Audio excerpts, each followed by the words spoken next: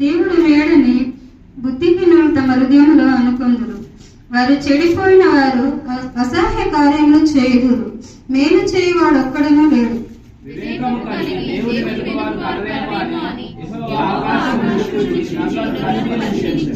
వారందరూ దారి తొలగి బొత్తిగా చెడి ఉన్నారు. మేలు చేయు వారెవ్వరూ లేరు, ఒక్కడైనను లేడు.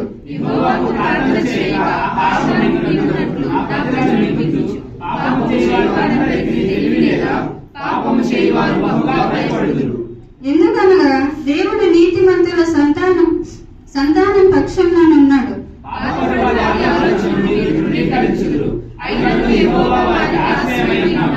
ఆఖరి వచనం సీయోనులో నుండి ఇశ్రాయేలునకు రక్షణ కలుగుగాక.